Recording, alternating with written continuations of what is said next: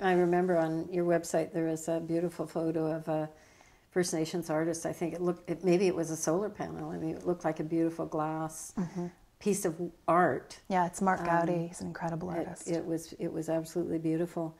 I was also reminded about reading this week about how we need to reclaim the word wealth and separate it from just being money and being the much more broad, much more holistic concept that it is, which is all of that cultural connections and the connections to art and the it's about having enough, not about having more than you need, and so it's kind of an exciting thing. What do you think we need from the provincial government? You were an influencer in the carbon tax policy work. What do you think a provincial government could be doing to embrace this concept of how we could create a sustainable economy? Bigger tax, stronger tax, dedicated tax, so that the revenues go to mass transit and clean technology, out of the business of being tar sands despoilers. There's a lot. There's a lot of space, I would say, on the provincial frontier. I also think there's tax benefits that could be made available to citizens who invest in change the world strategies. So the whole crowdsourcing thing is really interesting. But for Canadians, for example, that supported that, there's absolutely no tax deduction. Right? And there could be. The province and the feds could enable tax deductions for people that are kind of driving change and innovation. For me, both BC and Canada like to claim that they do a lot to support innovation and clean tech and renewables, but not really, not compared to other jurisdictions. We're way behind. We've been decades behind for decades. And I've been watching it and frustrated about that. So I think there's all kinds of strategic investments. I think there's a very important role for government. You said it before about getting the rules of the game in place so that there's fairness. I mean, we live in an economy where all of the rules are tilted towards the dirty and carbon intensive. It's big, high throughput, right? And that only changes when governments build different rules and get out of playing favorites and get out of handing over subsidies to the oil and gas and the nuclear and carbon intensive industries, and kind of open up space for new players. If we want to reinvent how we're powered and where we get our food and the strengthening of local economics, governments play an enormous role, or could play an enormous role in setting that architecture. And we've yet to see that in British Columbia, in my opinion. In my opinion as well. Which leads me to see if you have any questions of me or of the Green Party, or any comments that you'd like to make. So where are things going in this particular provincial race? I mean, this is one of those swaths of time where I've been so focused on my other work, my non-big P work, my small p political work, that I feel a little bit less focused on the race. So what's happening with the Green Party coming into this provincial race? Well, the Green Party, I think, has the best opportunity it's had for a long time, maybe forever, to actually elect some people in 2013, as long as we don't have an early election, and I'm hoping that we won't. But I do believe that there is an openness. People are concerned about the political climate. They're concerned about the behavior of MLAs. They're concerned about the lack of any kind of willingness to see that we're in this together and that we need to find solutions. And so I think that there's a general disgust with what's happening politically.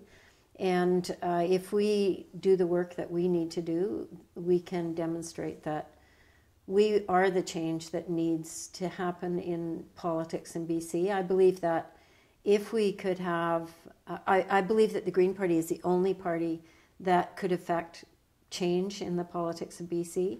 If we could get 3 or 4 seats and we were lucky enough to hold the balance of power, I think that we could reshape the legislature. We would bring in ideas about true democracy and participatory involvement and community power, and the need to structure resources so that they can be dealt with where the problems exist. So there is, I think, a unique opportunity with the problems in the other parties and just the general sense of things aren't working the way that we want them. We have a big role in that. We have to do the discipline work that needs to be done, which means we have to get out and talk to British Columbians, and we have to tell them why it is important for the Green Party to be represented. So I'm very excited. I'm probably the most optimistic I've been. I'm a very optimistic person, or I would never have gone into to politics, and I would never have chosen the Green Party, because I do believe that we are a necessary change agent for the future. And I think that, I think that there is a broad general sense of we're in serious trouble right now. I think people understand that. And I think that they really are wanting to feel that there is a hope for a better future, which is one of the reasons that we started this online talk show, because I know that there are people like you who are doing amazing things, and it gets lost in all of the rhetoric about unimportant things, and so I think that one of the things that the Green Party brings to the table is a willingness to talk about what's important instead of what's unimportant. And I think that that's a rare opportunity for me as an individual to have that ability, and I think it's a really exciting time. And we saw in Calgary a fellow come from nowhere talking about hope and talking about making a better Calgary, who was able to mobilize 3 times almost as many voters to go to the polls and say, yes, I want that. I want a better Calgary, and I want to be part of that. And so I think that that's a potential for opportunity, that we see that when people feel engaged and feel that their opinion matters, that they will step up to the plate and say, the internet's it's a time. huge tool. Yeah. I mean, I've been kind of a little bit marginally interested in crowdsourcing, and I know a little bit about the Obama race and how they were able to fundraise small amounts of money from scads of people. But I think that there is a chance that those tools, Twitter and Facebook, are awesomely powerful, as we're seeing in the Middle East. It also could bring, I mean, we have lots to learn about democracy, I would argue, in Canada and in British Columbia. And so the idea that there's a deeper democracy and tools like participatory budget and pro-rep could really take hold in a different way if they were pushed through the internet in a different way. Yeah. And actually, we have a discussion paper that's going out on how we might engage people at every level in every community and every riding, using the internet to provide their MLAs with feedback about what they think is important, and then to create opportunities for gatherings where we could use the latest technology. American Speaks can bring 1,000 people into the room and talk about issues of public policy, and we're looking at how could we do that in BC so that more people would feel engaged, rather than this kind of crazy initiative process that everybody feels at the end of the day they don't get what they want. So it is an exciting time to, and I think people are wanting a sense that participating would make a difference.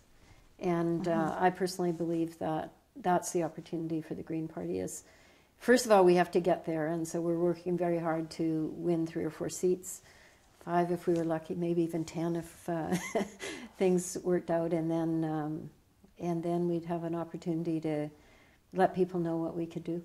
It does feel like the political landscape is shifting so hard, so fast right now that things are possible that weren't possible even 6 weeks ago. Yeah. Yeah, I think people are feeling that there's lots that could happen that they never imagined happening. Yeah.